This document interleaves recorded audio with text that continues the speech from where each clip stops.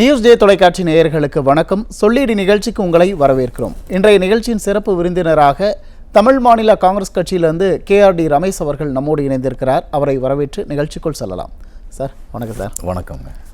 தேர்தல் களம் ரொம்ப பரபரப்பாக இருக்குது. ஒவ்வொரு கட்சிகளுமே தொகுதி பங்கீடெலாம் முடித்து வேட்பாளர் அறிவிப்பு வரையும் அதிமுக உள்ளிட்ட கட்சிகள் வந்துட்டாங்க. களம் எப்படி இருக்குது சார்? களம் உண்மையிலேயே எப்படி இருக்குங்கிறது யாருக்கு சாதகமாக இருக்குது? அனைத்து இந்திய அண்ணா திராவிட முன்னேற்ற கழக தேசிய ஜனநாயக கூட்டணிக்கு களம் உண்மையிலேயே சிறப்பான வாய்ப்பாக இருக்கிறது.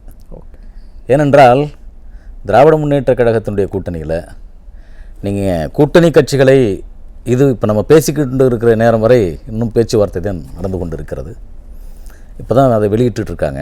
ஓகே, இது ஒரு புறம் இருந்தாலும் கூட அங்கே இருக்கக்கூடிய கட்சிக்குள்ள உள்கட்சி பிரச்சனைகள் அதிகமாக இருந்து கொண்டு இருக்கிறது. அதனால் முதல்வர் இன்னும் பிரச்சாரத்துக்கு வர முடியல. ஆனால் நம்முடைய பொதுச் செயலாளர் வேட்பாளர்களை அறிவித்து விட்டு கூட்டணி கட்சிகளுக்கெல்லாம் பிரித்து கொடுத்து விட்டு, இன்னும் சொல்ல போனீங்கன்னா தேர்தல் வாக்குறுதிகளே கொடுத்து விட்டு அவர் பிரச்சாரத்தை நேற்று முதல் நாள் மயிலாப்பூரில் தொடங்கிட்டார். நேற்று ஆலந்தூரில் பேசுகிறார். மிகப்பெரிய வரவேற்பு மக்கள் மத்தியில். இன்னும் நம்ம கொடுத்துருக்கக்கூடிய தேர்தல் வரவேற்பு என்பது ஒரு காலகட்டத்தில் திமுக தான் சொல்லுவாங்க, நாங்கள் கொடுக்கக்கூடிய தேர்தல் அறிக்கை தான் கதாநாயகன். ஆனால் இன்றைக்கி திமுகவே விழிபிதுங்கி நிற்குது. ஏனென்றால் இன்றைக்கு அதிமுகவினுடைய தேர்தல் அறிக்கை தான் கதாநாயகன். ஓகே, ரேஷன் அட்டைகளுக்கு நீங்கள் ஃப்ரிட்ஜு, அதாவது குளிர்சாதன பெட்டி வழங்கப்பட வேண்டும் என்று சொன்ன அந்த தேர்தல் வாக்குறுதி மிகப்பெரிய தாக்கத்தை ஏற்படுத்தியிருக்கு. வரவேற்பு பெற்றிருக்கா? மிகப்பெரிய தாக்கம்னா வரவேற்பு வந்திருக்கு. ஓகே, நீங்கள் கிராமப்புறத்தில் மிகப்பெரிய வரவேற்பு, நீங்கள் நகரப்புறத்தில் கூட ஒரு சர்வே எடுத்திருக்காங்க திமுகவே. இங்கேயும் நடுத்தர மக்கள் வரைக்கும் கூட அது அந்த செய்தி அவர்களுக்கு ஒரு எதிர்பார்ப்பை கடைகோடி மக்களுக்கு சென்றடைஞ்சிருக்கு, அடைஞ்சு போச்சு. அதனால தான் முதல்வர் பதட்டத்தில் பயத்தில் நேற்று முதல் நாள் திட்டக்குழு அவங்களுடைய அதிகாரிகளை எல்லாம் கூப்பிட்டு நாம் வேறு ஏதாவது சிறப்பாக செய்ய முடியுமா என்று யோசிச்சு கொண்டிருக்கார். அதனால தான் இன்னும் அவங்களுடைய தேர்தல் வாக்குறுதிகள் வெளியிடப்படவில்லை. ஒரு காலகட்டத்தில் திமுக தான் எல்லாமே பரபரப்பாக முன்னாடி செய்வாங்க. களம் மாறி போச்சு. இல்லை, அதுதான் நானும் கேள்வி கேட்குறேன். எப்பயுமே வழக்கமாக பல தேர்தல்கள் நம்ம முன்னாடி பார்த்துருக்கோம், திமுக தான் தேர்தல் பணியில் ரொம்ப வேகம் காட்டும். ஆனால் இந்த தேர்தல் ஒரு வித்தியாசமாக அதிமுக தேர்தல் களத்தில் ரொம்ப வேகம் காட்டுறாங்களே.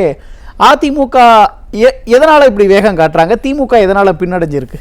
திமுகவுக்கு காரணம் அவருடைய கூட்டணி கட்சிகள் அவரோடு யாருமே கூட ஒத்துழைக்கலை. இப்போ இதுவரையுமே அதில் பிரச்சனை இருக்குது. நீங்கள் காங்கிரஸ் கட்சி, தேமுதிக, மார்க்சிஸ்ட் கம்யூனிஸ்ட் கட்சி, இப்போ அவங்களுடைய ஸ்ட்ரீட் ஷேரிங்கில் எங்களுக்கு இந்த தொகுதி கொடுங்க அந்த தொகுதி கொடுங்கன்றது அந்த ஷேரிங்லே கடைசி கால நேரம் முறை அவங்க ரொம்ப குழப்பத்தில் இருந்தாங்க. இப்போ தான் அதை வெளியிட்டிருக்காங்க. இது ஒரு புறம் இருந்தால் காங்கிரஸ் கட்சி உள்கட்சி பிரச்சனை மிகப்பெரிய பிரச்சனை. இப்போ ஜோதிமணி அவர்கள் இன்றைக்கி ஒரு பேட்டியை கொடுத்துருக்காங்க. திரு செல்வ பெருந்தகை மட்டும் காங்கிரஸ் கட்சி அல்ல, வேட்பாளர் தேர்வில் வெளிப்படைத்தன்மை இல்லை. நீங்கள் நாங்கள் விரிவாக பேசி அதை எல்லாமே முடிவெடுக்கக்கூடிய சூழலில் இங்கே பொறுப்பாளர்கள் ஆளுக்கு ஆள் விற்பனை செய்கிறார்கள் என்ற அளவுக்கு பேசிட்டாங்க. இது கண்டிப்பாக திமுகவுக்கு அந்த தாக்கத்தை ஏற்படுத்தும். நீங்கள் என்னதான் வேட்பாளர்களை அறிவித்து நீங்கள் களத்தில் போனாலும் கூட்டணி கட்சிக்கும் அந்த தாக்கத்தை ஏற்படுத்தும். அதான் காங்கிரஸை காப்பாற்ற வேண்டிய சூழ்நிலையில் இருக்குது, ஆபத்தான சூழ்நிலையில் இருக்குது, என்னால் பேச முடியாது இருக்க முடியாது என்று சொல்லக்கூடிய அளவிற்கு அந்த கட்சி இருக்குது. இது இப்படி இருக்குன்னு சொன்னால் பிரவீன் சக்கரவர்த்தி அவர் ஒரு கார்ட்டூன் போட்டு ஒரு செய்தியை வெளியிட்டிருக்கார். அந்த பிசா தட்டில் இருக்கிற மாதிரி ஜோதிமணி அவர்களோட கருத்தை வரவேற்கக்கூடிய வகையில் சொல்கிறார். அது அவர் சொல்கிறாரு, அதிகமான தொகுதிகளை வாங்கி சீட்டுகளை நம்ம ஷேர் பண்ண வேண்டிய இந்த காங்கிரஸ் கட்சி கொஞ்சமாக வாங்கி இதில் அடித்து மோதிக்கிறீங்களேன்ற மாதிரி அவர் ஒரு இன்னைக்கு செய்தியை வெளியிட்டார். அதை புரியுது. ஆனால் ஜோதிமணி அவர்களோட கருத்தை பார்க்கும்போது திமுக செல்வ பெருந்தகை அவர்களை தன்னோட கைக்குள்ளே வச்சுக்கிட்டு காங்கிரஸுக்கு குறைந்த தொகுதிகளை கொடுத்துட்டாங்களோ அப்படிங்கிற ஒரு சந்தேகத்தை எழுப்புற மாதிரி இல்லை அவங்களோட கருத்து. இல்லை, அது அதனுடைய வெளிப்பாடு தான்.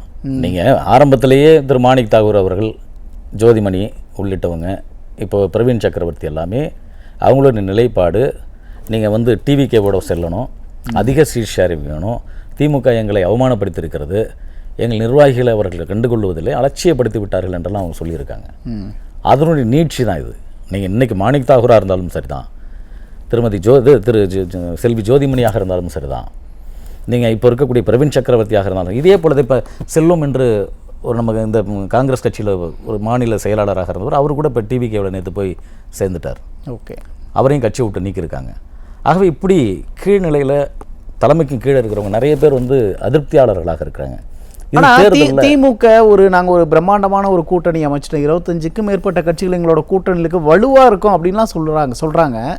ஆனால் கூட்டணி கட்சிக்குள்ளே ஒவ்வொரு கட்சியிலையும் பார்த்தீங்கன்னா ஒரு கோஷ்டி பூசல் இருக்க மாதிரியே இருக்குது. அதெல்லாம் களத்தில் எந்த அளவுக்கு ஒரு தாக்கத்தை ஏற்படுத்தும்? களத்தில் ஒன்றிணைய மாட்டாங்க சார், அதை தான் சொன்னேன். நான் பல விவாதங்களில் சொல்கிறேன், களத்தில் ஒன்றிணைவதற்கான வாய்ப்பு மிக மிக குறைவு. நீங்கள் கடைசி நேரத்தில் தேமுதிகவை அழைத்து கொண்டு வந்து நீங்கள் 10 சீட்டை கொடுத்துட்டீங்க. அது நீங்கள் ஆளுங்கட்சி வேண்டுமானால் முதல்வர் வேண்டுமானால் பெருமையாக நினச்சிருக்கலாம். ஆனால் களம் வேறு மாதிரி இருக்கும். நீங்கள் இப்போ தான் வந்தாங்க, அந்த அம்மாவே சொன்னாங்க லேட்டாக வந்தாலும் லேட்டஸ்ட்டாக வந்தோன்னு சொன்னாங்க அந்த அம்மா. நீங்கள் லேட்டஸ்ட்டாக வந்துட்டீங்க, ஆனால் எண்ணெய் ஊற்றுற மாதிரி இருக்காது. அங்கே ஏற்கனவே விசிகா இருக்குது, அவங்க சேக்ரிஃபைஸ் பண்ணுறாங்க அவங்களுடைய சீட்டை தியாகம், ஏன்னா அவங்க கேட்ட சீட்டில் தியாகம் பண்ணுறாங்க. கம்யூனிஸ்ட்டு தியாகம் பண்ணியிருக்கு, இப்படி மதிமுக தியாகம் பண்ணியிருக்கு. களத்தில் ஒன்றிணைகின்ற பொழுது அங்கே தேமுதிக வேட்பாளர்களுக்கு இந்த கூட்டணி கட்சிகள் வாக்கு கேட்கணும். ஆனால் இதில் தான் சார் இப்போ களத்தில் ஒன்றிணைய மாட்டாங்க அப்படின்னா என்ன தான் இப்போ செய்வாங்க? கோஷ்டி பூசல் இருக்குது காங்கிரஸ்குள்ளே, அவங்களோட நோக்கம் என்ன? அதிமுகவை வீழ்த்தணும், பாஜகவை வீழ்த்தணும் அப்படிங்கிறது அவங்களோட நோக்கமாக இருக்குது. களத்தில் ஒன்றிணைய மாட்டாங்க அப்படின்னா அப்போ என்ன தான் செய்வாங்க? அந்த கோஷ்டி பூசினால என்ன பாதிப்பு ஏற்படும்? களத்தில் வந்து அந்தந்த வேட்பாளர்களை வீழ்த்தக்கூடிய சூழ்நிலை வரும். சொந்த கட்சி வேட்பாளர்களை வீழ்த்துவாங்க. திமுகவா அங்கே அதிமுகவன்றது கூட பார்க்க முடியாத சூழ்நிலைகள் வந்துடும். ஏனென்றால் இன்றைக்கி அம்மையார் கனிமொழி கூட மாநில அரசியலுக்கு வர வேண்டும் என்று அவர்கள் விருப்பம் தெரிவித்தாங்க. ஓகே, நீ விருப்ப மனு கூட முதல்வர்கிட்ட கொடுத்தாங்க. அது இப்போ மீண்ட பரிசீலனை இருக்குன்ற மாதிரியே தான் அவர் சொன்னார். அதுக்கு எதுவும் அவர் இசைவு தெரிவித்து எதுவும் வந்து அதுக்கு ரிப்ளையாகவே கொடுக்கலன்ற செய்தியும் சொன்னாங்க. அவங்க மாநில அரசுக்கு மாநிலத்துடைய நிர்வாகத்தில் வரணும்னு ஆசைப்பட்டவங்களுக்கு அதுக்கான அங்கீகாரம் கொடுக்கல. அங்கேயும் ஒரு மறைமுகமான ஒரு கோஷ்டி. கனிமொழி அவர்கள் வந்து திமுகவோட டெல்லி முகங்களில் ஒருவராக இருக்கார். அவர் ஏன் திடீர்னு வந்து மாநில அரசியலுக்கு வரணும்னு ஏன் விருப்பப்படுறாங்க? இல்லை, டெல்லி முகமாக இவங்க இருக்காங்கன்னா இவங்களுக்கு கீழே டிஆர் பாலு உள்ளிட்டவர்கள், இப்போ சபரிசன் உள்ளிட்டவர்கள்லாம் டெல்லியில் ஆதிக்கம் செலுத்துகின்ற பொழுது அவங்களுக்கு ஒரு மனநிறைவில் வந்து குறைவு ஏற்படுது. ஓகே, நம்ம தானே டெல்லியில் வந்து ஆளுமையாக இருந்தோம், நம்ம தானே எல்லா கட்சி தலைவர்களையும் சந்திப்போம். இப்போ நீங்கள் டெல்லியிலேருந்து ஒரு தலைவர்களை அழைத்து வரணும்னா கூட அவங்க கனிமொழி அவர்கள் தான் அழைச்சிட்டு வருவாங்க. ஆனால் அந்த நிலைமை மாறி போய் இன்றைக்கு சபரீசன் அவர்களும் டிஆர் பாலு அவர்களும் அங்கே ஆதிக்கம் செலுத்துகின்ற பொழுது அவர்களுக்கு அந்த தாக்கம் இருக்குது, அந்த கோபம் வருது. அதனால் அவங்க என்ன செய்கிறாங்கன்னா நம்ம மாநில அரசியலுக்கு வரலான்னு பார்க்குறாங்க. மாநில அரசியலுக்கு வர வேண்டும் என்று சொல்லுகின்ற பொழுது இங்கே முதல்வர் அதற்கு இடம் கொடுக்கவில்லை. சபரீசனை மீறி டெல்லியில் கனிமொழியா அவர்களால் எதுவுமே செய்ய முடியாத ஒரு சூழல் இருக்கா? இல்லை, இப்போ அதுவே அவங்களுடைய அதை வெளிப்படுத்தி இருக்காங்க. மணக்குமுறையில் அவங்க வெளிப்படுத்தி இருக்காங்க. அது அவங்களுடைய உட்கட்சி பிரச்சனை இருந்தாலும் என்ன சொல்ல வரேன்னு சொன்னீங்கன்னா அவங்க தான் அந்த இதுக்கு தலைவர், நாடாளுமன்ற குழு தலைவராக. இல்லை, டெல்லியில் மட்டும் அப்படிங்கிறத விட தென் மாவட்டங்களுக்கு தேர்தல் பொறுப்பாளராக வந்து கனிமொழி அவர்கள் இருக்கும்போது தென் மாவட்டங்கள்லையும் நிறைய பூத் வாரிய நிர்வாகிகளை போயிட்டு சபரீசன் சந்தித்து ஆலோசனை நடத்துகிறாரு அப்படிங்கலாம் கருத்துலாம் வரும்போது நம்ம இப்போ டெல்லியும் இப்போ தமிழ்நாட்டையும் ஒப்பிட்டு பார்த்தோம்னா கனிமொழி அவர்களை ஓரங்கட்டுறாங்களோ இல்லை கனிமொழி அவர்களை தாண்டி சபரீசனை கொண்டு வரணும் அப்படிங்கிற ஒரு நிர்பந்தம் திமுகவுக்கு இப்போ இருக்கா? இல்லை, வரக்கூடிய பத்திரிகை செய்திகள் அப்படி தெரியுது. அது உட்கட்சி பிரச்சனை என்பது நம்ம தூரம் இருந்து பார்த்தாலும் கூட நீங்கள் சொல்கிறது எல்லாமே பத்திரிகை செய்திகள், வரக்கூடிய நீங்கள் வந்து சமூக வலைதளத்தினுடைய செய்திகள். நீங்கள் வந்து சபரீசன் அவர்கள் தென் மாவட்டத்தில் போய் உட்காந்து எடுக்கிறாங்க. இன்னும் சொல்ல போனீங்கன்னா இப்போ நடைபெறுகின்ற இப்போ இந்த சட்டமன்ற தேர்தலில் அவங்களுடைய நிறுவனம், பெண் நிறுவனம் தான் கிட்டத்தட்ட வேட்பாளர்களை தேர்ந்தெடுத்ததாக ஒரு செய்தின்னு சொல்கிறாங்க. வேட்பாளர்களை மூத்த அமைச்சர்களோ மூத்த நிர்வாகிகளோ கூட அறிமுகம் செய்யவில்லை, அந்த நிறுவனம் தான் எடுத்திருக்கு. அப்போ அந்த மூத்த அமைச்சர்களுக்கு மூத்த நிர்வாகிகளுக்கு அந்த தாக்கம் இருக்கும், கோபம் இருக்கும். நீங்கள் ஒரு காலகட்டத்தில் பார்த்தீங்கன்னா டாக்டர் கலைஞர் அவர்கள் இருக்கின்ற பொழுதெல்லாம் மூத்த நிர்வாகிகளை அழைச்சி அவர் ஒரு கருத்து கேட்டு அதுக்கப்புறம் அங்கே வரக்கூடிய இளைஞர்களுக்கு எப்படி பணியாற்றுறாங்கன்னு சொல்லி அந்த இதை செய்வாங்க, வேட்பாளர்களை தேர்ந்தெடுப்பாங்க. ஆனால் இங்கே ஒரு நிறுவனம் தேர்ந்தெடுக்குது. அந்த நிறுவனம் அவருடைய பெண் நிறுவனம் வந்து அவர் சபரீசனுக்கு வேண்டப்பட்ட நிறுவனம் என்று சொல்லுறாங்க.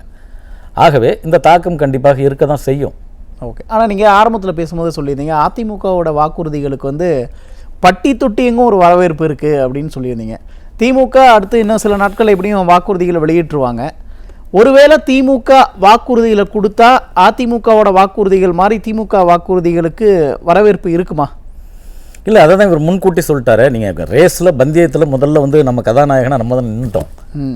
நீங்கள் இதுக்கப்புறம் அவங்க அது எதை சொன்னாலும் ஈடுபடாது. ஏன் ஈடுபடாது? நீங்கள் அதுக்கு காரணம் என்ன, நீங்கள் இந்த மகளிர் உரிமை தொகை சொன்னோம். 2021 ஆட்சிக்கு வந்தார். கிட்டத்தட்ட அவர் வந்து ஒரு வருடம் அது அந்த டியூரேஷன் எடுத்துக்கிட்டாங்க. இப்போ கடைசியாக தேர்தல் வரக்கூட தான் கிட்டத்தட்ட அந்த 1,31,00,000 பேர் கொடுத்தாங்க. இடையில அது வரைக்கும் யாருக்கும் பெருசாக கொடுக்கும். 20 மாதங்களுக்கு மேலே. ஆமாம், அவ்வளோ காலதாமதம் எடுத்துக்கிட்டாங்க. ஆகவே மக்களுக்கு வந்து இவர்கள் சொன்ன வாக்குறுதிகளை நிறைவேற்ற மாட்டார்கள் என்ற செய்தி இன்றைக்கு போயிருக்கு. நீங்கள் 505 தேர்தல் வாக்குறுதி கொடுத்தாங்க. அவங்க 63 வாக்குறுதி நிறைவேற்றியதும் 63 வாக்குறுதி நிறைவேற்றாததும் என்று இவர் அன்புமணி ராமதாஸ் அவர்கள் கூட ஒரு புத்தகத்தை வெளியிட்டார். கிட்டத்தட்ட 345 வாக்குறுதிகள் நிறைவேற்றப்படவில்லை என்று. அவங்க கம்யூனிஸ்ட் கட்சிகளே சொல்லியிருந்தாங்க சார் 10% வாக்குறுதிகள் தான் நிறைவேற்றினாங்க அப்படின்னு சொன்னார். திரு தோழர் சண்முகம் அவர்கள் சொன்னார், தோழர் வீரபாண்டியன் அவர்கள் சொன்னார். ஆகவே இது எல்லாமே வந்து அவங்களுடைய ஆளுங்கட்சியில் இருக்கக்கூடிய கூட்டணி கட்சிகளை அதை வலியுறுத்தி சொன்னது. ஓகே. ஏனென்றால் வந்தவுடனே விலைவாசி உயர்வு, பால் விலை உயர்வு, சொத்து வரி உயர்வு, பத்திரப்பதிவு கட்டண உயர்வு, இப்படி வந்த நீங்கள் 6 மாதத்தில் எல்லா உயர்வையும் தூக்கி மக்கள் தலைமையிலேயே நீங்கள் வரி சுமையை ஏற்றி வைத்து விட்டு நீங்கள் இன்றைக்கு ஆட்சியாளர்கள் போய் வாக்கு கேட்டால் அவங்களுக்கு தெரியுமா தெரியாதா? நீங்கள் குடிநீர் வரியும் சொத்து வரியும் எவ்வளோ பேரும் இங்கே சென்னை போன்ற நகரங்களில் ஏறி இருக்குது, பத்திரப்பதிவு கட்டணம் எவ்வளோ பேரும் உயர்ந்திருக்கு, ஆகவே விலைவாசிகள் எவ்வளோ எந்த அளவுக்கு உயர்ந்திருக்கு. ஆகவே இது எல்லாமே மக்களுக்கு தெரியும். ஏனென்றால் நாங்கள் வந்தால் விடியும் ஆட்சி தருவோம், விடுகின்ற ஆட்சியை தருவோம், நீங்கள் 2 ஆட்சி நடந்து கொண்டு இருக்கிறதுன்றலாம் சொன்னார். அப்படி பார்த்தீங்கன்னா கொரோனா காலகட்டத்தில் கழக பொதுச் செயலாளர் எடப்பாடியார் அவர்கள் மிக திறமையாக சாமர்த்தியமாக கடன் இல்லாத இந்த கடனே வாங்காத கிட்டத்தட்ட 40-48,000 கோடி தமிழக அரசு மூலதனத்தை பெருக்கி அதெல்லாம் சரி செய்தது என்று சொன்னார். ஆனால் நீங்கள் வந்து கிட்டத்தட்ட 5.5 லட்சம் கோடி கடன் வாங்கிட்டீங்க. ஓகே. நீங்கள் காமராஜர் காலத்தில் அதுக்கு முன்னாடி இருந்த மூதறிஞர் ராஜாஜி தொடங்கி இப்போ கடைசி வரைக்கும் 4.5 லட்சம் கோடி தான் கடன். 2021 தேர்தல் வரையுமே 4.5 லட்சம் கோடி தான் கடன். ஆனால் நீங்கள் வந்த உடனே நீங்கள் ஒரு 5 லட்சம் கூட வாங்கி 10,71,000 கோடி கடன் சொன்னால் இந்த கடன்லாம் யார் சுமப்பது? மக்கள் தானே சுமக்கணும். இல்லை, அதுதான் இப்போ எதிர்க்கட்சி தலைவர் கேட்குறாரு. திமுக அரசு மீது குறிப்பாக மக்கள் வந்து நம்பிக்கை இழந்துட்டாங்க அப்படின்னு எதிர்க்கட்சி தலைவர் பேச எதன் அடிப்படையில் அப்படி சொல்கிறேன்? அது ஒரு அரசியல் காரணங்களுக்கான ஒரு விமர்சனமாக நம்ம பார்க்கணுமா, இல்லை உண்மையிலேயே பின்னணியில் திமுக மீது மக்கள் நம்பிக்கை இழந்து தான் இருக்காங்களா? நம்பிக்கை இருந்தால் தான் சொன்னேன். நீங்கள் தேர்தல் வாக்குறுதி தான் சொன்னேன், 505 தேர்தல் வாக்குறுதி சொன்னார், எதுவுமே நிறைவேற்றலை. ஓகே. அதுக்கான தாக்கம் இங்கே நீங்கள் வந்து எதிர்ப்பாலே அங்கே இருக்குது. கல்வி கடன் தள்ளுபடின்னு சொன்னார், கல்வி கடன் தள்ளுபடி செய்யலை. அது கூட்டுறவு கடன் தள்ளுபடின்னு சொன்னார், அதை தள்ளுபடி செய்யலை. கிட்டத்தட்ட ஏராளமான வாக்குறுதிகள். நீங்கள் நதிநீர் இணைப்பு, குடிமராமத்து திட்டங்கள், இப்படி விவசாய திட்டங்கள் கூட சரிவர அது செய்யவே இல்லை இந்த அரசு. ஆகவே இப்படியாக நிறைவேற்றப்பட முடியாத திட்டங்கள், விலைவாசி ஏற்றம் மக்களுக்கு தெரியுதில்ல. ஏன் சார் நீங்கள் வாக்குறுதியாக அடித்து புத்தகம் தான் கொடுத்தீங்க, எல்லார் கையிலையும் இருக்கு. நீங்கள் புத்தகமாக கூட வேண்டாம், நீங்கள் பிடிஎஃப் உள்ள தேடி பார்த்தாலே பிடிஎஃப்ல வந்துடுது. நீங்கள் எதில் எத்தனை திமுக வாக்குறுதிகள் நீங்கள் அதையும் தாண்டி இந்த வாக்குறுதிகளெல்லாம் நிறைவேற்றதுனால தானே தமிழ்நாட்டில் மிகப்பெரிய போராட்டங்கள் நடந்தது. நீங்கள் சுகாதார பணியாளர்கள், மருத்துவர்கள், அரசு ஊழியர்கள், இடைநிலை ஆசிரியர்கள், பகுதி நேர ஆசிரியர்கள், செவிலியர்கள், லாஸ்ட் அந்த இவங்க சுகாதார பணியாளர் இவங்க இருந்தாங்க, அனைத்து அரசு துறையினரும் போராட்டத்தில். ஆமாம், தூய்மை பணியாளர்கள் கடைசி கட்டம் மிகப்பெரிய போராட்டம். இந்த போராட்டம்லாம் ஏன் வந்தது? நீங்கள் தேர்தல் வாக்குறுதிகளை நிறைவேற்றப்படவில்லை, நீங்கள் சொன்னதெல்லாம். ஆனால் முதலமைச்சர் என்ன சொல்கிறாரு, திராவிட மாடல் அரசோட சாதனையை சொல்லி நாங்கள் 200 தொகுதிகளில் தான் எங்களோட இலக்கு அப்படின்னு சொல்கிறார்ல. இப்போ அரசு சார்பில் இருக்கக்கூடிய எல்லா துறைகளுமே இப்போ திமுக அரசுக்கு எதிராக போராட்டத்தில் ஈடுபட்டாங்க. பொதுவாக என்ன பேச்சு இருக்குன்னா, அரசு ஊழியர்களோட ஓட்டு திமுகவுக்கு தான் போகும் அப்படிங்கிற ஒரு பேச்சு இருந்துக்கிட்டு இருந்துச்சு. இந்த தேர்தலில் அரசு ஊழியர்கள் வந்து யார் பக்கம் நிற்பாங்க? இந்த முறை போகாது சார், திமுகவுக்கு அந்த வாக்கு கண்டிப்பாக போகாது. ஓகே. ஏனென்றால் இவ்வளவு பேர் போராட்டம் பண்ணிட்டாங்க, கடைசியாக நம்ம தூய்மை பணியாளர்கள் கூட எடுத்துட்டோம். இதை விட இந்த பென்ஷன் திட்டத்தை, நான் பழைய பென்ஷன் திட்டத்தை அறிவிப்பேன்னு சொல்லிட்டு ஒரு புதிய பென்ஷன் திட்டத்தை அறிவித்தார். உறுதியளிக்கப்பட்ட ஓய்வூதிய திட்டம். அது ஒரு 2-3-4 பேர் வச்சது ஒரு கருத்து சொல்லப்பட்டது, இதை நாங்கள் ஏற்றுக்கொள்கிறேன்றது. ஆனால் 99.9% அரசு ஊழியர்கள் அது பென்ஷன் திட்டத்தை ஏற்றுக்கவே இல்லை. ஓகே. நீங்கள் வந்து ஒரு கண்கட்டி வித்தை போன்ற மக்களுக்கு அதான் சொல்கிறதுமா ஒரு விளம்பர மாடலை போன்று அவர் செய்து விட்டார்கள். இந்த அவசர கோலத்தில் செய்தது அதெல்லாம் அரசு ஊழியர்களுக்கு தெரியும். நீங்கள் அரசு ஊழியர்கள் அதிமுகவினுடைய கூட்டணிக்கு தான் கண்டிப்பாக வாக்களிப்பார்கள். ஓகே. ஏன்னா இப்போ குறிப்பாக நீங்கள் திமுக கூட்டணியில் உட்கட்சி பூசல் அதெல்லாம் தாண்டி திமுக கூட்டணிக்குள்ள ஒரு அதிருப்தி இருக்குது. ஏன்னா ஒவ்வொரு கூட்டணி கட்சிகள் திமுக மீது வைக்கக்கூடிய விமர்சனம் இருக்குல்ல, அதெல்லாம் என்ன காரணம்னு நினைக்கிறீங்க? ஏன்னா தேமுதிகவால் தான் இப்போ அந்த கூட்டணி கட்சிகளுக்கு ஒரு அதிருப்தி இருக்குது. ஏன்னா தேமுதிக பொதுச் செயலர் பிரேமலதா என்ன சொன்னால், லேட்டாக வந்தாலும் லேட்டஸ்ட்டாக வந்துட்டேன், 10 தொகுதி இரட்டை இலக்கத்தில் வாங்கிட்டேன் அப்படின்லாம் பேசுகிறாங்கல்ல. தேமுதிக வந்ததுனால தான் இப்போ திமுக கூட்டணிக்குள்ளே ஒரு அதிருப்தி. ஏன்னா கடந்த காலங்களில் அந்த திமுக கூட்டணி நீண்ட காலமாக வந்து ஒரே கூட்டணியில் இருக்காங்க, தேர்தலை சந்திச்சிருக்காங்க, அப்போல்லாம் இல்லாத அதிருப்தி இப்போ 2026 தேர்தலை முன்னிட்டு இவ்வளோ ஒரு அதிருப்தி இருக்கு. என்ன காரணம்? தேமுதிக தான் காரணமா? ஆமாம், நீங்கள் அவங்க இல்லைன்னா அந்த சீட்டை வந்து நீங்கள் விசிகாவுக்கோ கம்யூனிஸ்ட் 6 தானே கேட்டாங்க, 6 கொடுத்துருந்தா இது இன்னும் எப்பயும் முடிஞ்சிருக்கக்கூடிய செய்தி. ஓகே. நீங்கள் இது நாள் வரை இழுத்து கொண்டு இருக்கிறாங்கன்னு சொன்னீங்கன்னா அங்கே 10 கொடுக்கணும். நீங்கள் அவங்க காங்கிரஸை வீக் பண்ணணுன்றதுனால தான் தேமுதிக வாய்ச்சிட்டு வந்தாங்க. ஓகே. காங்கிரஸுக்கு வந்து 40 கேட்குறாங்க, 45 கேட்குறாங்க, காங்கிரஸ் பெரிய பேரம் பேசுகிறது என்று திமுகவினுடைய பார்வை. இல்லை வீழ்த்தணுங்கிறது நோக்கமா இல்லை பயங்காட்டணுங்கிறது ஒன்று? பயங்காட்டணுன்றதும் நோக்கம், வீழ்த்தணுன்றதும் எல்லாமே இருந்திருக்கு. நீங்கள் காங்கிரஸ் வந்து ரொம்ப நம்மளை விரட்டுது, தொகுதிகளை அதிகமாக கேட்டு நம்மளை வந்து இது பண்ணுறாங்க, பிரச்சனை கொடுக்குறாங்க. ஏன்னா கிரீஷ் ரோடுங்கிற ஒரு நாள் ஒன்று பேசுகிறாரு, நீங்கள் பிரவீன் சக்கரவர்த்தி பேசுகிறாங்க, மாணிக் தாகூர் ஒன்று பேசுகிறாரு. ஆகவே நம்ம தேமுதிகவை உள்ளே அழைச்சிட்டு வந்துட்டா காங்கிரஸை கொஞ்சம் வீக் பண்ணிடலான்னு அவர் நினைச்சார். ஓகே. ஆனால் இன்றைக்கு யாரை வீக் பண்ணணும்னு நினச்சிங்கன்னா கூட இருக்கிறவங்களை ஒருத்தவர்கள் நம்ம வந்து வீழ்த்தி கொள்வதாக இந்த நிலைமை மாறி போயிடுது.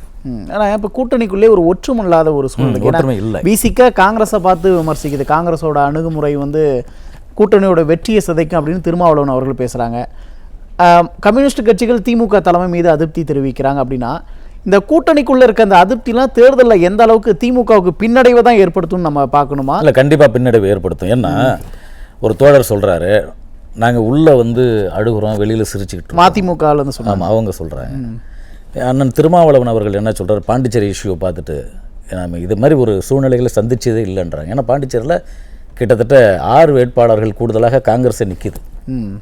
14 அப்படின்னு திமுகவினுடைய தொகுதிகளில் இன்னைக்கு காங்கிரஸ் வந்து வாபஸ் வாங்கல. ஓகே. அவங்களும் தேர்தல் காலத்தில் நிற்கிறாங்க. கேட்டால் இது நட்பு ரீதியான மோதல்ன்றாங்க. அது தமிழ்நாட்டை எதிரொலிக்குமாங்களா? கண்டிப்பாக பக்கத்து மாநிலம் தானே சார், இது எப்படி எதிரொலிக்காது போகுது? நீங்கள் கடலூர் பக்கத்தில் இருக்கிற கடலூர் மாவட்டத்தில் அது எதிரொலிக்கும், ஓகே, விழுப்புரம் மாவட்டத்துக்கு எதிரொலிக்கும், அந்த பக்கம் காரைக்காலை ஒட்டி இருக்கக்கூடிய தஞ்சை மாவட்டத்தில் எதிரொலிக்கும். அது எப்படி எதிரொலிக்காது போயிடும்? இதுதான் அதிமுகவுக்கு பலம். ஒட்டுமொத்தமாக களமே திமுகவிற்கு எதிராகவும் அதிமுகவுக்கு சாதகமாகவும் இருக்குது அப்படின்னு சொல்கிறீங்க. பொறுத்து வந்து பார்ப்போம் களம் யாருக்கு சாதகமாக அமைய போகுது அப்படிங்கிற தெரியறதுக்கான நாள் வந்து ரொம்ப அதிகமாக இல்லை, கூடிய விரைவில் தெரிஞ்சிடும். பொறுத்து வந்து பார்ப்போம். நேரத்தை செலவிட்ட கருத்தில் போய் இந்த மிக்க நன்றி சார். நேயர்களே, மற்றும் ஒரு நிகழ்ச்சியில் சந்திப்போம். நன்றி, வணக்கம்.